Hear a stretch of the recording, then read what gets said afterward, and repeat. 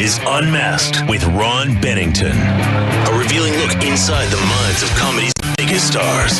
This week, Aziz Ansari, recorded live at the Upright Citizens Brigade Theater in New York City.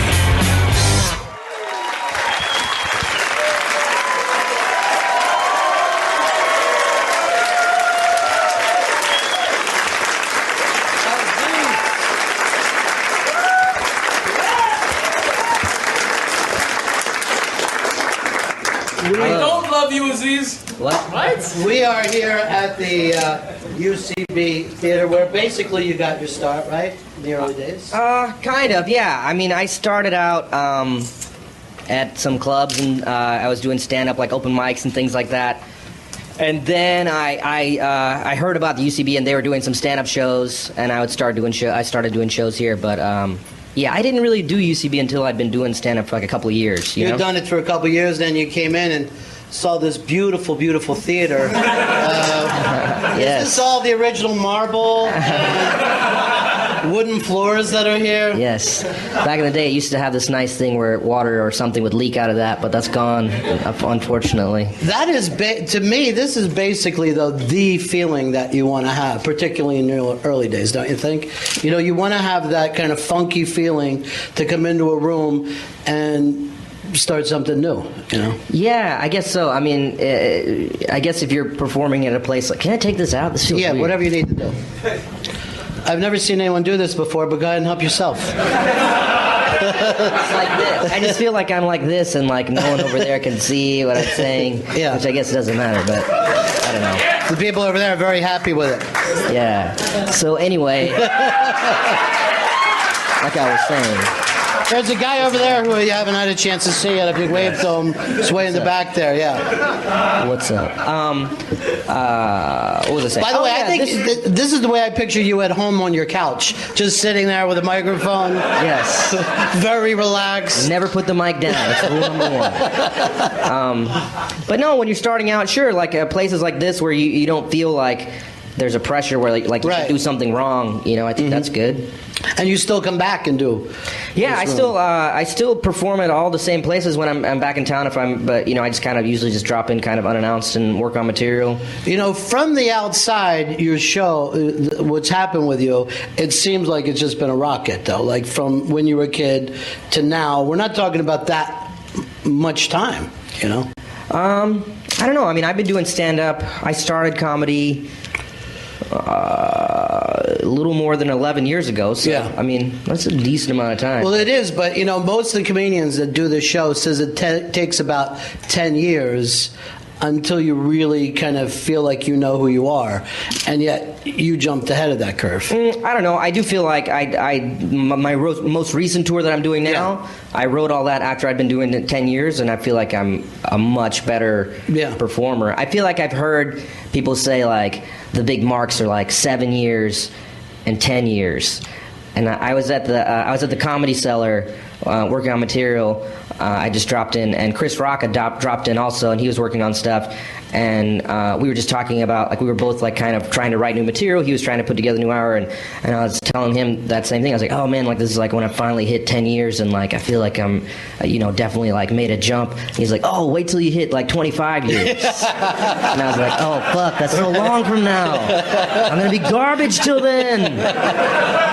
I mean, you look at like him and like Louis, like they've been doing stand-up as long as I've been a human being. Like, I've been living life as long as they've been on stages trying to do stand-up. So it's, kind of humbling. But that's also the beauty of it, that you've kind of made that move because, well, Chris, I think, had hit pretty young. But when Louis, now is just becoming that kind of household name, and he's been doing this 20-some plus years. Yeah, exactly. So was it intimidating for you when you first started to feel this thing taking off, or were you comfortable with it?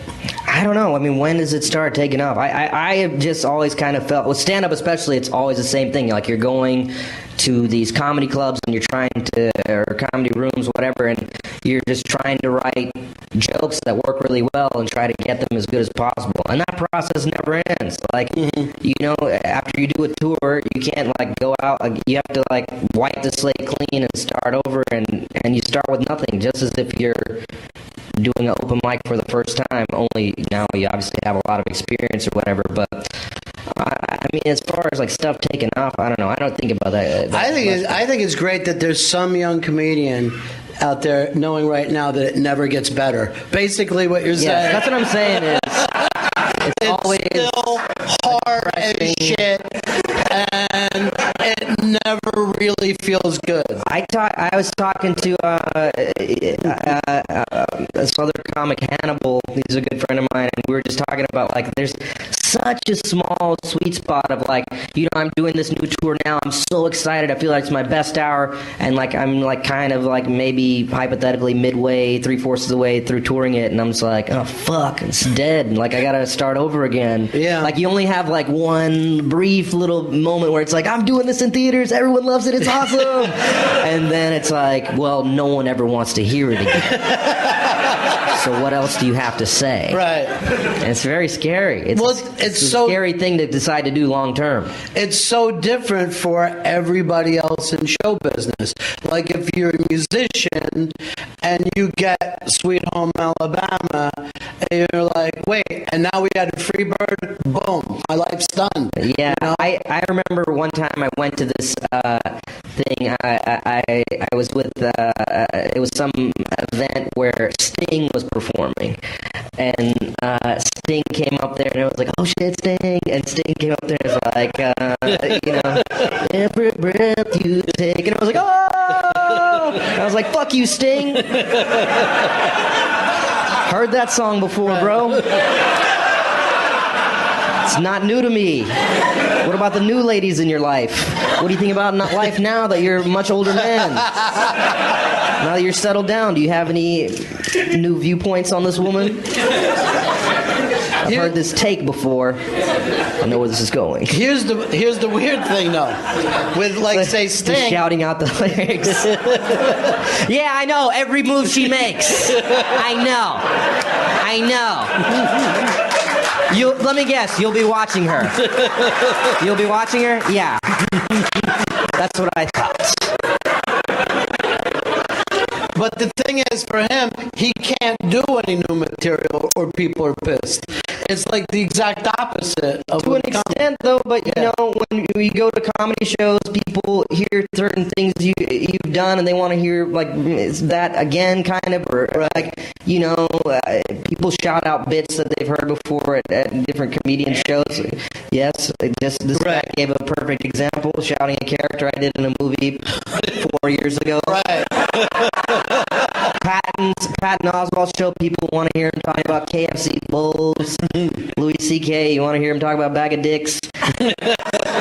But it's a weird thing, so you still kind of have that, but I don't know. That's why in the second special I kind of did like an update, like I did a bit about my cousin Harris in my first special, right, and people like that, and then in the second special I was like, well, I have this thing now about how I helped him write this college essay. I think that's really funny. I'll put that as an update, and then for the third one I was like, no, I'm not going to do anything similar to what I've done in the past. I've got to just move on. Yeah. I don't know. You just don't want people to be able to like, oh, well, that's the guy that talks about those things. I don't think you ever want to become that if you're like a musician or a comedian or anything. I think it's really important to kind of totally change people's expectations about what you talk about. Even in the second special, I did that. Like in the first special, I never talked about dating or anything like that. In the second special, it starts off like, oh, I'm going to do dating material, which is something I didn't think I would do, but I did. And then this one, the new one I'm touring, I talk about things like babies and marriage and things like that I've never talked about before. So I think that's important to do if you're a comedian. Well, where did you get that from, though? When did you decide? Because you could have, and you know this is true, you could have just toured as Randy, and that would have been it, and people would have been happy, and you're fucking fucking Randy the Cable Guy, and people are calling you Randy wherever you go, and you could have made a lot of money doing that. I don't know. I mean, I don't know if that's as easy to do as you think. Like, writing the Randy stuff is hard. Like, it sounds like it's pretty easy, but to keep people's attention, like, there's not much, there's no substance to it. If it was just like, what's up? That'll go for like a minute. But then it's got to be that and like clever, like those Randy bits that are in the funny people, like the extra, the one in the movie is like a variation of a joke I wrote when I was just doing my regular stand-up, that Cold Stone bit. But the one in the shorts, like the one about how he goes down on a woman in a hot tub and stuff, like you can just say those, you could whisper those jokes and they'd work. They're funny jokes, but when you say them with that absurd tone and add like air horns and shit like that, it makes it sillier and funnier. But there is writing behind it. So if you did an hour of that, like you'd still have to write a whole act. And like, I don't want to talk about getting my dick sucked for an hour. I don't think anybody wants to hear any guy talk about that for an hour. If you could do that for an hour and make it interesting, go for it. I think it'd be really tough. Do it then. I'm sure it'll be horrible. And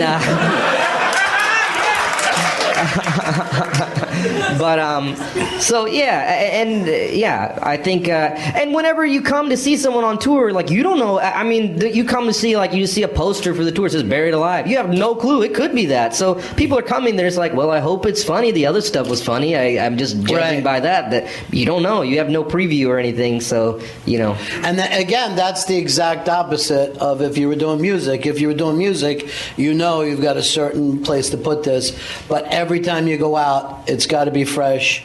You've got to be there, and then you've got to. The thing I'm talking about is you've got to change at the rate that your audience is changing. You know? Yeah. If I go back to, like, I just did Chicago a few weeks ago. The next time I go to Chicago, I can't do the same thing. Right. You know, I've got to have a new thing because those people will be like, oh, I've heard that before. But the other thing that's interesting about comedy and music is, like, in comedy, you can't have any filler. There's no, like, oh, this is a slow jam. It's just like less laughs. It's a little bit more low key. So if you're not laughing as hard, this is for the ladies. What? No, that doesn't. What do you mean? Yeah. That doesn't make sense. Everything's got to be so strong. You can't have any weak links.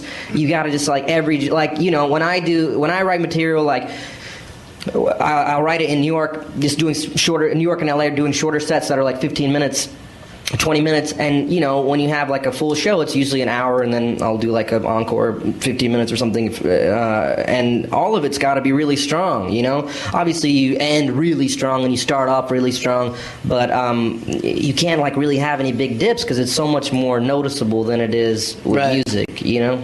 Do you ever think I'll pull something out from the old days, or you make sure you get rid of it? Because when you're in trouble, I'm sure you're like, well, I know I can just say Harris and have them back at least for a second. You know? I mean, if I go on a tour, by then I have like an hour and 15 that I'm pretty sure is gonna do really well, or else I wouldn't book the tour. You know, but you're ready to walk into a club and go, we'll see what happens. Oh, and a club, I mean, the whole beauty of that is like, oh, you go in, especially in New York and LA, if you drop in at UCB or you drop in at the Comedy Cellar, people are kind of used to this idea of like, oh, okay, so he's here working stuff out or whatever, and that's the deal. So you don't feel like a pressure to be like, oh, everything has to be that strong. But, you know, you still try to give people a show and maybe end strong or something. But I remember like one of the first things I saw when I started, like I came to New York, I'd never been to a comedy show before, a live comedy show. And I went to the Comedy Cellar, and I was going there a lot, just watching people and just trying to learn what I could from watching people like Attell and Geraldo and all these people. They're always at the Comedy Cellar. And Chris Rock dropped in, and he just did like 30 minutes and just like bombed and couldn't care less. Like just didn't care. And it was the coolest thing to see. Like he just doesn't care. And he's like, well, that's it. I'll see you later. And I was like, oh shit. That was awesome. That was like cooler than seeing him kill. But it's interesting because and that whole like witnessing the whole like people dropping in is such a fascinating thing. It's like places like the Comedy Store, like Seinfeld will drop in, Chappelle, Chris Rock. I remember seeing those guys, and now like I become a dude that drops in, or Louis, or and it's interesting because like people will go up and everyone's so fucking psyched. They're like, oh shit, it's the fucking dude from the TV thing, yes. And you're just like, all right, calm down. It's just me reading from the notebook. It's gonna be lower the expectations. Let's all dial down the excitement. You're all gonna leave and say I'm garbage. So don't worry about it. It's fun. It's fun because what happens is you go up and that kind of excitement carries you for a little bit when people are like, ha, yes, the guy, yeah, and it doesn't really matter what you're saying for the first minute or so, but then they're just like, what? No, I'm not excited anymore. I've seen your face for a little while. I'm accustomed to now being in front of your face. You've got to have some substance here. And that's what makes it great, is that eventually you're brought down. At first you might start off with an advantage from people recognizing you from TV or movies or whatever, but after a few minutes that goes away and you're back to nothing, and you have to earn your laughs and make sure they work, make sure the jokes actually do work really well everywhere, And so it's really about material for you 100% of the time. You've got to have the material that you're happy with. Yeah, I mean, if you're going out in these theaters where, you're performing for like 2,000-3,000 people, it's a dream. You're performing in these beautiful venues. Like, you want to bring it. You want to have a great show that people really like and leave, and they're like, wow, that was even better than the last time I came to see him on tour. Before you got to New York, when you were a kid growing up in South Carolina, did you see stand-up on TV? Were there people that you dug, people that you thought? I remember always liking the idea of stand-up. Like, if stand-up was on TV, like, I would watch it for a little while. I'd be interested in it. And I remember renting, like, Delirious when I was really young. I remember in high school, Bring the Pain and Bigger and Blacker, those two Chris Rock specials, like, I still know every single word to them, and I still listen to them every now and then just because I feel like they're so great. But those were, like, the biggest influence for me when I was, high school and early college and everything.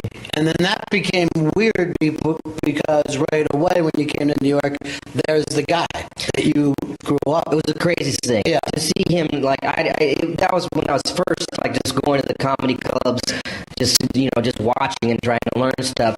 To see him standing out in the hallway, I was like, holy shit. Like, it was nuts. Yeah, because you never get over those people that you liked when you were little. You know what I mean? That always stays a star to you, I think. Yeah.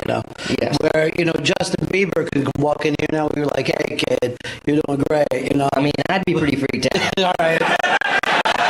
But for the right reason. Really no reason for him to be here. No. Did he, like, win a contest with Sirius XM? Like, why is he here? I would not be so comfortable with it. All right. And the fact that you are makes me a little worried. Well, ladies and gentlemen, please welcome One Direction! they just all come dancing out. Everybody's fucking dancing. But you know what I mean? Like, it doesn't really, it's whether it's a sports star, a movie star, if you like that person when you were a kid, they kind of stay a star to you. Yeah, it's something, there definitely is something different about seeing someone when you're younger and then seeing them. So was that the intention when you left South Carolina? Was the intention to make sure you did stand up when you got to New York? No, not at all. I didn't even think about doing stand-up until I was in college and, like, the summer of my freshman year in school at NYU. Some kids were just like, oh, you're really funny when you tell stories when we're hanging out. Have you ever thought about doing, like, stand-up at a new talent night or something like that? And I had that kind of conversation with, like, a couple of different groups of people, and I was like, wow, that's interesting. Maybe I should try it. And so I tried, like, one of those new talent open mic type nights, and I really liked it right away. And I was just, I was horrible, of course, but I was like, oh, I want to do this. I want to try to get better at this. And that was it. It wasn't like, I want to do this and then get on a TV show and then do a big stand-up tour. No, I was just like, I want to get better at this. It was like if someone gave me a guitar and I was like, oh, I want to learn to get really good at guitar. Like that's really all it was just in that purest sense. Like I remember I would do open mics and like I'd go to open mics and dudes would be like, yeah, so I just got headshots taken. It's like, why did you get headshots taken? Your jokes are horrible. Just what are you doing? That's what you're making time for, to get pictures taken? I just purely wanted to get really good at stand-up. That was all. I was just obsessed with it, you know, and just getting on stage. It's like God. It's you know.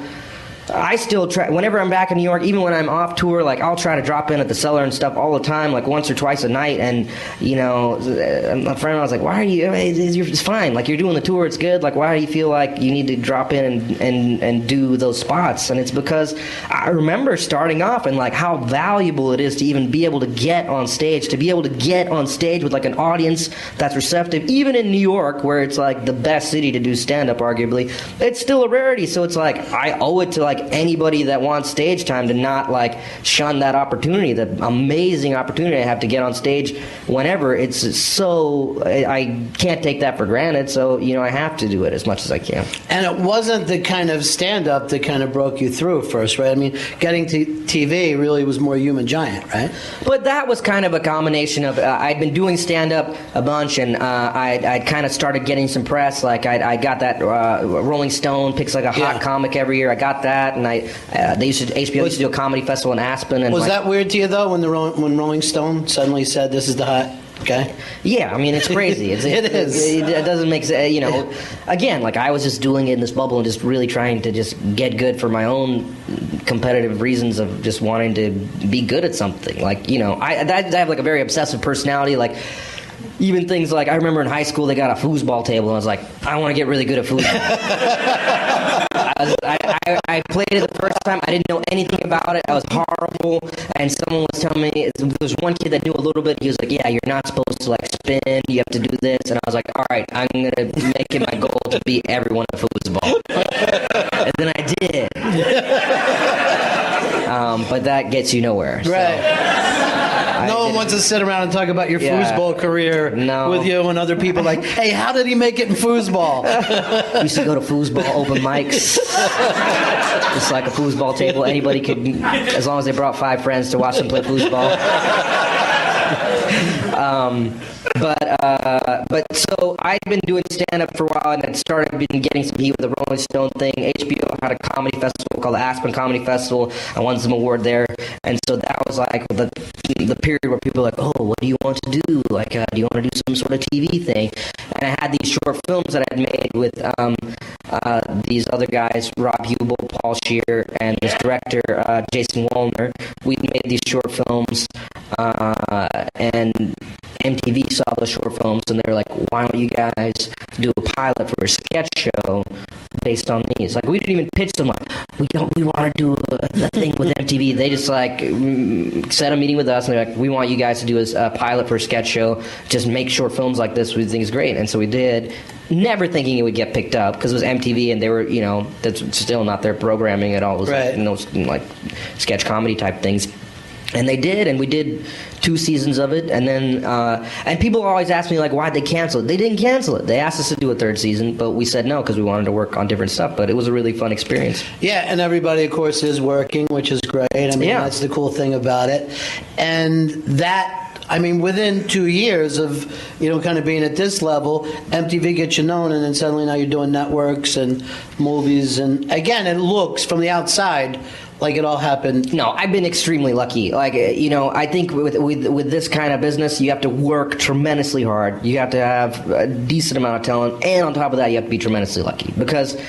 And, you know, if you work really hard, you can overcome some bad luck here and there, but you still have to have some luck occasionally, I think. Like, for me, like, we did Human Giant, and Human Giant, we finished season 2. It's like, all right, well, I want to do something different. What do I want to do? I didn't really know. Then I meet with Mike Schur and Greg Daniels, who are the guys that produce The Office, which it was like, you know, The Office was kind of at the peak of its powers. Like, I thought it was the best show on network show comedy on TV. And they had a meeting. They're like, we're going to do a new show. It's going to be documentary style like The Office. We don't know what it is. Do you want to be in it? And I was like, yes.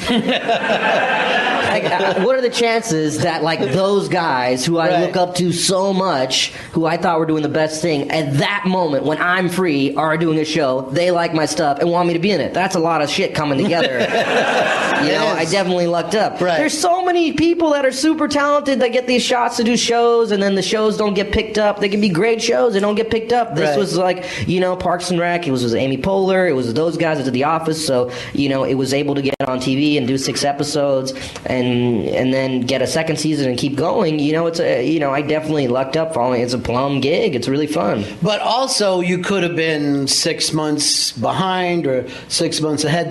The timing has to work out, but you do have to be ready when those guys come around. You've got to... I'd done Human Giant, and so I'd had some experience with that. I also did a few episodes on Scrubs, so that was like some network TV experience, and it kind of showed me what that world is, because I knew nothing about like filming stuff. I never had any like acting training or anything. Like I remember like one of the first days on Human Giant, I was on set, and I'm a writer on the show, executive producer, star of the show, and I'm there on set, never really acted in anything except our other shorts.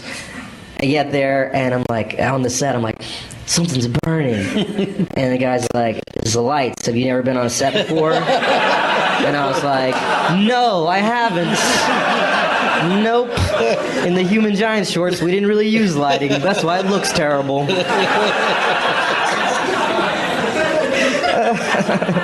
But then you learn, it was like going to high school or college for comedy stuff, and then I learned a lot from doing Scrubs. I've learned a bunch from Parks and Rec. I've been lucky that like everything I've done is kind of taught me the things I needed to know for the next thing. Like, whenever I hosted the MTV Movie Awards, I was like, oh, I couldn't be more prepared for this. I've been doing stand-up for a long time. That'll help me kill the monologue. I did a sketch show for 2 seasons. I know how to make, like, these shorts really good. So I'd had all the tools, and I think, I've been lucky every stage of my career I've had enough experience to kind of prepare me for the next thing. Like, after doing Parks and Rec, and I got to do 30 minutes or less, it's like, all right, well, I've done a few seasons of a show. I'm pretty confident as an actor. I think I can be in a movie and do this, So each thing you have been prepared for, there's nothing that you've shown up for and went, oh, fuck, I'm over my head. I don't know what I'm doing. I don't think so, no. I mean, maybe I guess like season 1 of Human Giant, maybe, but there was enough people there that knew what they were doing and stuff, and we figured it out, What does this look like to the people that you grew up with, though, back in South Carolina? Because there you go off to college, and then the next thing you're on TV and movies, and that doesn't happen to a lot of people. I know. I mean, I guess like in South Carolina, you don't think about like the idea of like acting or things like that. That seems like such. It's far away. Yeah, that's like, oh, well, that's like Bruce Willis and his friends. I'm not involved. So to see someone on TV and stuff, I don't know. I guess it's pretty crazy. Because that's the way I grew up. Is like if you wanted to be, it was the same as saying you wanted to be like in the Red Chinese Army. It just didn't fucking make sense. They don't look like us. They don't act like us. They're different. But here, these people now have to say, this kid took off and went for it. Yeah, and I did it in a way where like I was just in college and I started doing stand-up while I was in college, and then by the time I graduated, I had stuff kind of going from those few years. I mean, God, I have so much respect for people that have the courage to be like, I'm moving to New York and I'm going to become a comedian. Like, that sounds crazy. You're going to sound like, I don't care if you've got the most talent in the world, you got to admit, you're going to sound stupid saying that to people. They're going to be like, sure you are, Seinfeld, good luck. Or like, I'm going to go to Hollywood and make it as an actor. That's a crazy statement. Maybe you are, but probably you're not. Right. That takes a lot of courage to be able to say that. I mean, to do that, like, God, I have so much respect for people. And I want to be clear, I'm not making fun of people that do that. I'm saying I have a tremendous amount of respect and courage because I would be too scared to do that. Well, I don't think people realize how many comedians is because they're kind of even born in the right place. Seinfeld, Long Island guy, Jon Stewart, North Jersey guy, like they live close enough to the city, but then they could bring in kind of suburban comedy that's happy for, TV, that works on TV. So a lot of guys are born close to it. Oh, yeah, and I had that same advantage to an extent by going to NYU, where it's like comedy clubs in New York. I mean, NYU, there's like 3 or 4 comedy clubs right around the campus, yeah. Yeah, it's a tremendous advantage. And then also having people from TV that can see you in that comedy club. Yeah, I mean, to an extent, but I don't know. I think people kind of overestimate that. I've never seen anyone, like, see someone do stand-up and go, come here, son, I want to put you in the movie. It doesn't happen. Especially now, because, like, everyone knows everyone, Yeah. Like, if you hear, like, oh, this guy's super funny, people just, like, look them up on YouTube. I don't think people even go to comedy clubs like that anymore, because you don't have to. Yeah, that's true. That is true. And you've kind of been cutting edge at the same time of knowing how to use social networking, knowing how to use YouTube. And now, of course, you're releasing your own special yourself. I mean, no one would have even had that plan 5 years ago. It wouldn't have made sense. Yeah, I mean, with that special, I was thinking, like, I was looking at my first special, and I saw, like, how many DVDs and CDs had sold. I saw how many tickets I was able to sell on the road, and I saw, like, how many people had seen stuff on YouTube.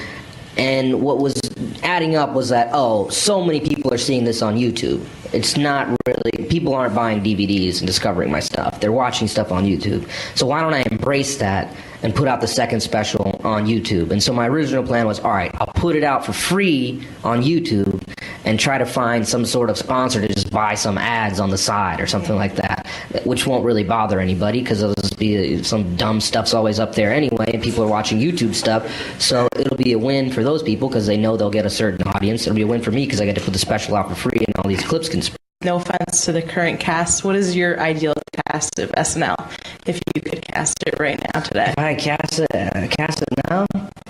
Oh, man. I always feel so much pressure with these kind of questions. And it's so unnecessary because I'm never going to get a call like, Aziz, you're not going to believe it's true. It'll be Lorne Michaels is in a coma. Lorne is retiring. They picked you to recast the show. I couldn't do a good job answering that question because I don't come to UCB and watch enough sketch comedy and things like that to really give an educated answer to that. So I'm sorry, but I can't answer your question. And I'm just being honest. I mean, I could say like, Wacky Magoo, you seen him? He's hilarious. He does this character, the guy that loves carrots, so funny. But I love the current cast, and I think they're great. So. I'm just wondering if there's some comic out there named Wacky Magoo who's listening to the radio now. That's his born name. It's so crazy. This is fucking unbelievable. Aziz just name dropped me. That is so great. But you don't really focus that much on other people's comedy, right? I mean, you're doing No, I mean, I'm just stuff. saying sketch comedy-wise, if I was casting SNL, I would probably come to UCB all the time and watch improv shows and try to find young people. I would do what they do when they cast a show. They go to here, they go to Second City, Groundlings. I don't know those people. I don't go to those shows and stuff, so I wouldn't be able to properly cast a show. All right, let's go over here. Even in a hypothetical situation, I'm not going to do it. Some stoner situation that we put together here. What's going on? I was just wondering, you're touring your special, and you broke the Comedy Cellar a lot. What are some of the other cities and clubs that you like working around the country? Well, in the clubs that I drop in are like when in New York or LA, just because that's where I live in LA when we're shooting parks, in New York when we're not. So I drop in at the Cellar when I'm in New York. I'll drop in here, UCB. My friend Hannibal does a show at the Knitting Factory. I'll do that. My friend Max Silvestri does a show in Williamsburg called Big Terrific. I'll drop in there. I mean, just all the shows that everyone performs at. If you look in Time Out, and you see there's like, oh, these are the shows that everyone does. I'll just drop in on any of those shows. And in LA, I'll do like the Improv, UCB, and then other people have like smaller random shows. And then as far as places outside of New York and LA, sometimes when I'm about to tour and I have like 40 minutes where I feel like it's like almost there, I'll go to like this place in Denver called the Comedy Works is really good. And then I'll do this other place in San Francisco called the Punchline. I'll drop in there sometimes. But I mean, the trick is to just do that and not tell anyone you're coming, so you can kind of work in confidence and knowing that it's kind of like in this little bubble or whatever. But now I've told all the places. So. Do you worry about being off stage for too much time? Is there a time where you're like, I don't care what I'm doing, I got to pop back up? And I mean, I'm in a zone where I'm like obsessed with stand-up, so I try to do it like almost every day. I mean, let's see, the last show I did was Saturday night. I did 2 shows in Ottawa, and so I haven't done stand-up in what is today? Today is Wednesday. I honestly never know what day it is. Yeah. It's Wednesday, so I haven't done it 3 days. It feels like I haven't done it in like 2 weeks. I should have done it yesterday. I didn't, but I should. I think it's great because I don't think most people know like how hard you've got to stay working to keep the razor sharp too, you know? I think most people think Z's kind of because of some of the characters that you've played and all, they say you was laid back, but really this is really about work all the time. I mean, really. You can't stand up there for an hour and coast on anything. If you're standing up in the theater for like an hour and 15 minutes, you have to be fucking good. You have to be able to hold the crowd's attention and kill. And to do that takes a ton of work. You can be the most famous guy. You're not going to be able to keep those people entertained unless you're tremendously hardworking. It kind of reminds you of athletics where a lot of people think, oh, because it isn't that season, like suddenly Kobe has off for 6 months, but he's working the entire time, to keep. I mean, the comics that are really good, they work their fucking asses off. Louis fucking works harder than anybody. Everyone talks about Hannibal these days. Hannibal does stand up more than almost anyone I know. He's up all the time. He's doing stand up all the time. Yeah. Those people that work hard, it pays off. The more stuff you do, stand up so much for me is about repetition and refining. Like you have a joke, and with jokes it's so interesting. You have like one word you can change, and it'll change a joke from like an okay joke to like a killer joke. So the more you do it, the more you kind of find these little moments. The more you kind of have different attempts at throwing darts and seeing what sticks. So the more sets you do, the better you're gonna be. All right, let's go over here. Where we at? Hey, Aziz, you do a lot of observational and situational comedy. Seinfeld has his own show. Seinfeld, Mark Maron's speech for the Just for Laugh Festival, he felt Louis' show should have been called Fuck You, Mark. It's kind of like every comic stream is to have their own show about themselves, and Louis has that. Have you ever thought of, Aziz or a show like that, kind of like about your life, your day, because you do so much stand-up? A show about me like being a stand-up or just no, I haven't thought about a show like that. But I mean, I try to like to me, my stand-up is like that outlet for me that's like, oh, this is my point of view and this is my thing. Like that's the most like, Parks and Rec and all that stuff. It's it's great, and but I'm just like a small part of a much bigger thing. Stand-up, it's just me, and it's just me and a microphone, and it's all me. Like I've written all that stuff, I've done all the editing and everything. I've made all the decisions. It's the most like pure kind of product for me that I can put out. So I put all my effort into that. And then as far as like putting that kind of viewpoint and everything into movies and things like that, when I write like scripts or movies and things like that, especially the ones I've been working on more recently, I've been trying to take like the ideas I talk about in my stand-up and like translate that into stories and stuff. I mean, I guess Louis does a similar thing on his show, but I think, I'm not don't need necessarily to play a comedian named Aziz to do that, And I don't think you could have gotten a show better than what you got with Parks and Rec, too, at that point in your career. Because there's strong people on it, and then you went and invented a character that was different than anything people had ever seen before. And that's really hard to pull off, Parks is, I can't overstate what a great job that is. The guy, the Mike Schur and then everyone that works on the show is so great, and to have like someone like Amy like leading the ship, like you couldn't ask for a better role model to show you how it's done. But you still want to keep acting as well. Yeah, I really like acting. Yeah. The problem is you have to develop your own projects sometimes because, movies, it's so hard. And movies is like very slow and frustrating at times. First off, you got to think like, all right, how many comedy movies do they make a year? Not many, okay? Right. What are the chances that one of those ones that they make is something I like and find funny, okay? So that filters it down. Then it's like, okay, one of the ones I like, is there a part for me in it? That filters it down. Then there is a part for me. I like the movie. They're going to make it. Do they even give a shit about me at all? It's really hard. So then you're like, all right, well, I'm going to develop my own stuff. Then you start developing your own stuff, and it's hard. It takes a long time. People see like Bridesmaids. They're like, oh, Bridesmaids. It's like, she worked on that movie. Wig worked on that movie for like 5-6 years. It took so long. Superbad, those dudes were writing that when they were like 15 years old, and they kept working on the script. For real. They did. And so you just realize it's a very slow process, and to try to fit that in between like trying to write stand-up and tour that, doing a TV show, it's tough. So it's a slow process, but I'm hoping that I've been working at the process enough to where I have enough experience to where I'm good at it, to where like the next swings I take, it ends up working out. But movie stuff is it's really hard.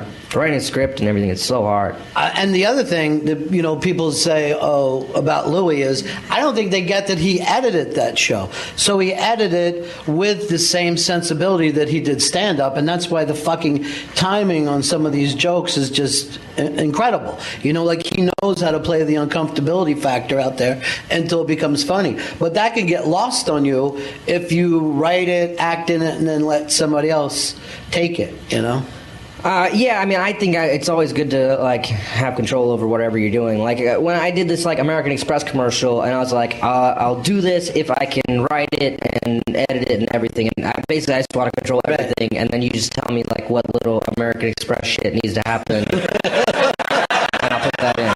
Yeah. And they were like, okay. Because they've done stuff with Seinfeld and Tina Fey and all these people, if you're someone like that, you're very protective of what you put out there. These commercials are on all the time. You don't want something when you're looking like an idiot. You want something that people like. And so, you have to be that controlling about stuff. That American Express thing, like I sat there and like edited it with them. I was like, let me walk in and just mess with it, please.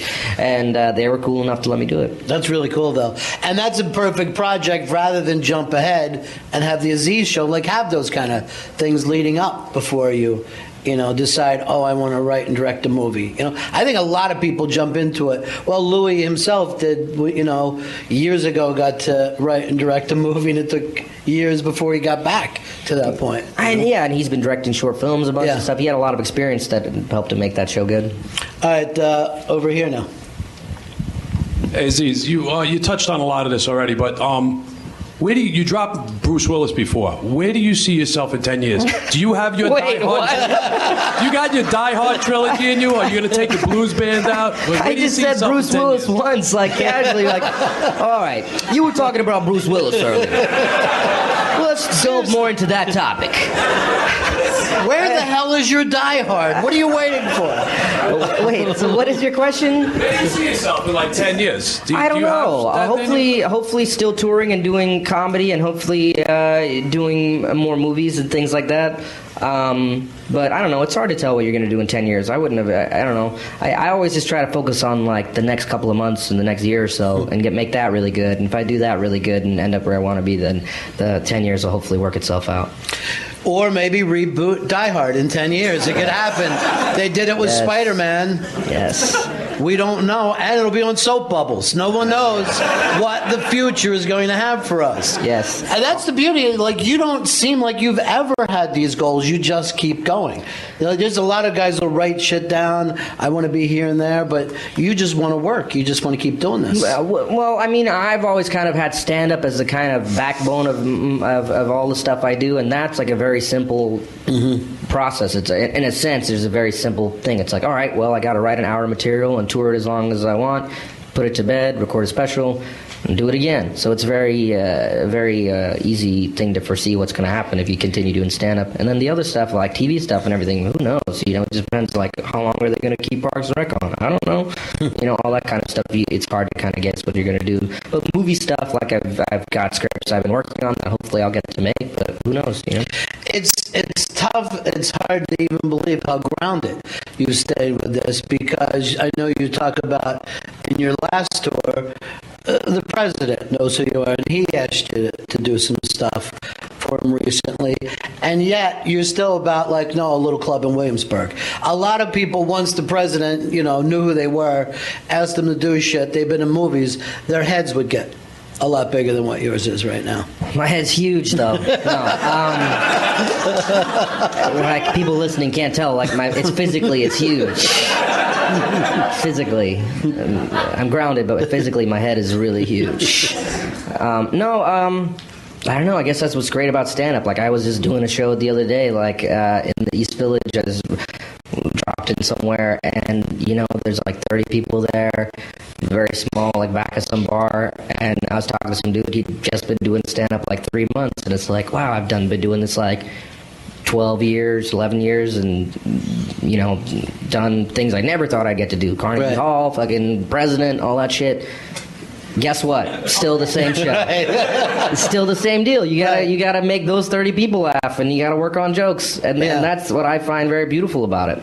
And that, you think, keeps you a lot more grounded, that the fact that you didn't give up stand-up. You stayed with stand-up. I mean, I don't think I'd be an asshole if I wasn't doing stand-up. Yeah. I mean, I just think that's like a very humbling, interesting thing about that particular art form. But, you know, I mean, if you're a jerk and you're walking around like, what would I do? Be like, just come out and be like, thanks for coming, guys. Let the fucking president have you do stand-up. There he goes. There he goes. I mean... And the beauty is, that's how we'd feel, like, yay! Aziz was just here. That would be when it's like, all right, I think it's gotten to his head a little bit. That's when you can confirm. Well, wait after that fucking Die Hard reboot that you do. We got time for one more. Can you talk a little bit more about your relationship with the president? My relationship? That sounds like we have an affair together. Yeah. Monica Lewinsky used to get the same questions. I have no relationship with him. I did that event with him and met him afterwards, and I told a story. I tell the story in my act sometimes, and I told it on my Found or something, and that was it. I don't like text with him all the time or anything. We're not getting brunch next week. None of that. That's our relationship. He met me once, shook my hand, talked to me for a little while. That's the extent of our relationship. Why are you yelling, yeah, right? You don't believe him? You think that he's actually really good friends with the president? And he's keeping it quiet? I saw you guys.